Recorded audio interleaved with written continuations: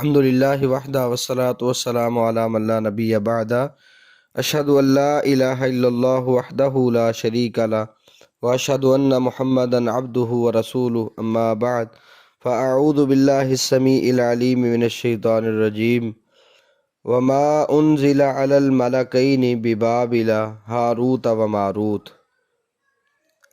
اور وہ اس چیز کے پیچھے لگ گئے جو بابل میں دو فرشتوں ہاروت اور ماروت پر اتاری گئی۔ وما يعلمان من احد حتى يقولا، حالانکہ وہ دونوں کسی ایک کو نہیں سکھاتے تھے یہاں تک کہ وہ دونوں کہتے انما نحن فتنة فلا تکفر، ہم تو صرف ایک آزمائش ہیں سو تو کفر نہ کر۔ فیتعلمون منہما، پھر وہ ان دونوں سے وہ چیز سیکھتے تھے ما یفرقون بہ بین المرء وزوجہ، جس کے ساتھ وہ مرد اور اس کی بیوی کے درمیان جدائی ڈال دیتے تھے۔ وما ہم بضارین بہ من احد الا باذن اللہ، اور وہ اس کے ساتھ ہرگز کسی کو نقصان پہنچانے والے نہ تھے مگر اللہ کے اذن کے ساتھ۔ وَيَتَعَلَّمُونَ مَا يَضُرُّهُمْ وَلَا يَنفَعُهُمْ، اور وہ ایسی چیز سیکھتے تھے جو انہیں نقصان پہنچاتی اور انہیں فائدہ نہ دیتی تھی۔ وَلَقَدْ عَلِمُوا لَمَنِ اشْتَرَاهُ مَا لَهُ فِي الْآخِرَةِ مِنْ خَلَاقٍ، حالانکہ بلا شبہ یقیناً وہ جان چکے تھے کہ جس نے اسے خریدا آخرت میں اس کا کوئی حصہ نہیں۔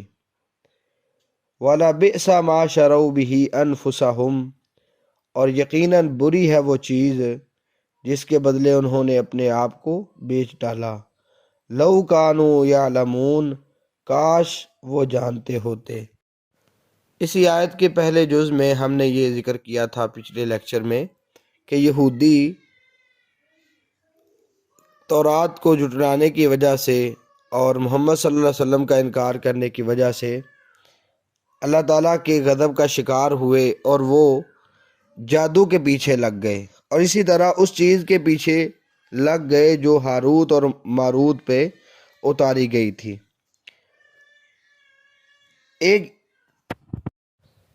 تو جادو تھا اور دوسرا وہ علم جو بابل میں دو فرشتوں ہاروت اور ماروت پر اتارا گیا تھا، جو سحر سے الگ ایک علم تھا اور جسے عمل میں لانا بعض اوقات کفر تھا۔ وہ فرشتے کسی کو بھی وہ علم نہیں سکھاتے تھے جب تک اسے اچھی طرح آگاہ نہ کر دیتے کہ ہم تو محض ایک آزمائش ہیں، لہذا تم اس عمل کو کفر کے لیے استعمال نہ کرنا۔ مگر یہود کی اخلاقی پستی کا یہ حال تھا کہ وہ ان سے وہ علم ضرور سیکھتے اور اس میں سے بھی وہ باتیں سیکھتے جو سراسر نقصان پہنچانے والی ہیں اور جنہیں عمل میں لانا کفر ہے، اور جن پر شیطان سب سے زیادہ خوش ہوتا ہے، یعنی ایسے عملیات جن سے وہ میاں بیوی کے درمیان جدائی ڈال دیتے۔ اور جہاں تک تعلق ہے فرشتوں کا اتارنا، اس میں ایک بات تو یہ ہے کہ ان کو اللہ رب العالمین نے بطور آزمائش بھیجا، لوگوں کی آزمائش کرنا مقصود کہ لوگ کیا کرتے ہیں، کیونکہ جہاں تک فرشتوں کا تعلق ہے تو فرشتے اللہ سبحانہ و تعالیٰ کی نافرمانی نہیں کرتے۔ سورۃ تحریم آیت نمبر 6 میں ہے لا یعصون اللہ ما امرہم ویفعلون ما یؤمرون، وہ اللہ کے حکم کی نافرمانی نہیں کرتے بلکہ جو انہیں حکم دیا جاتا ہے وہ کام کرتے ہیں۔ اسی طرح سورۃ الانبیاء آیت نمبر 27 میں ہے لا یسبقونہ بالقول وہم بامرہ یعملون، بات کرنے میں بھی مسابقت نہیں کرتے، سبقت نہیں لے جاتے بلکہ اللہ سبحانہ و تعالیٰ کے حکم پر عمل کرنے والے ہوتے ہیں۔ تو بعض نے وہ قصے ذکر کیے ہیں کہ ہاروت اور ماروت ان کا ایک عورت کے ساتھ معاشقہ ہو گیا، پھر اس عورت کا ستارہ بن جانا، ٹھیک ہے، اس طرح کے واقعات ذکر کیے گئے ہیں۔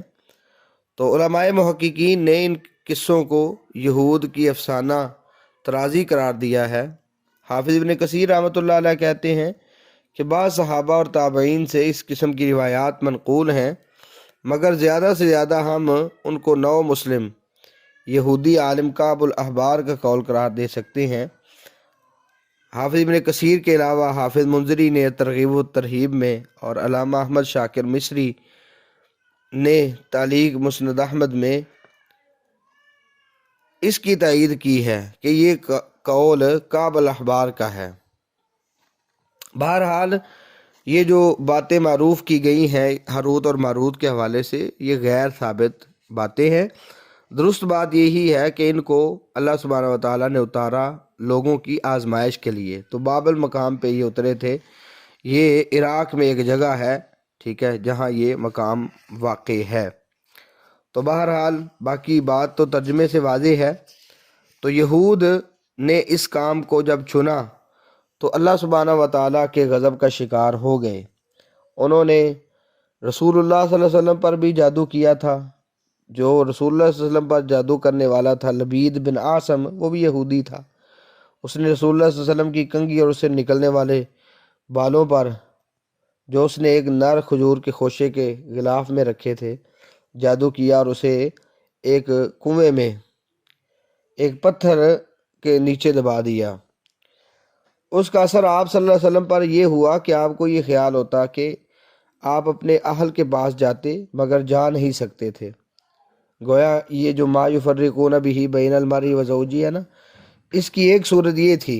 تو آپ صلی اللہ علیہ وسلم نے بار بار اللہ تعالیٰ سے دعا کی تو اللہ سبحانہ و تعالیٰ نے آپ کو وحی کے ذریعے سے مطلع فرمایا اور آپ نے وہ سب کچھ نکال کر ختم کروا دیا اور کنواں بھی دفن کر دیا۔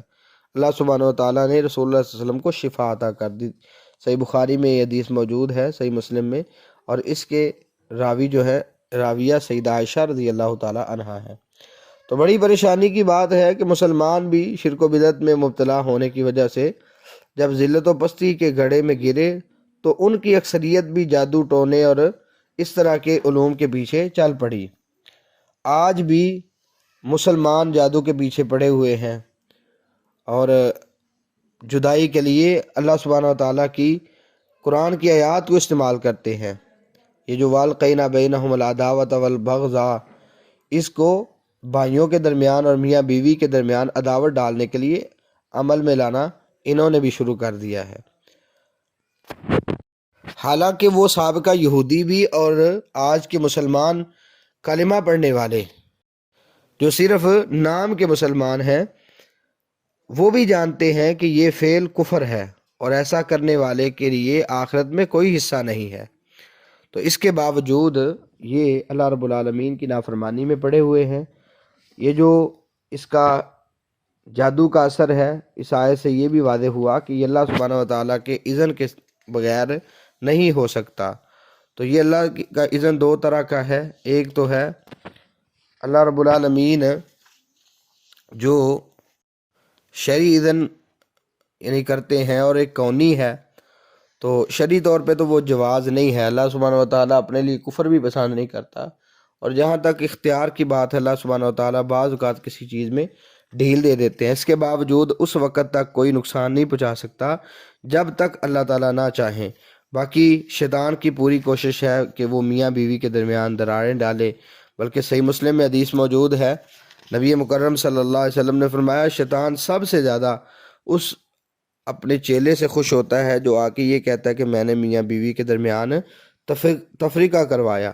صحیح مسلم کی حدیث 2813 میں ہے کہ وہ اسے اپنے قریب کرتا ہے، اس کو اپنے ساتھ لگاتا ہے اور کہتا ہے نعما انتا، تو نے اچھا کام کیا ہے۔ تو یہ جو میاں بیوی کے درمیان تفریقہ ڈالنے والی چیزیں ہیں، یہ بھی نقصان دہ ہیں۔ جو یہ کام سیکھ لیتا ہے قیامت والے دن اس کا کوئی حصہ نہیں۔ اللہ سبحانہ و تعالی ہمیں ایسے کفریہ اعمال سے بچنے کی توفیق عطا فرمائے۔ السلام علیکم ورحمۃ اللہ وبرکاتہ۔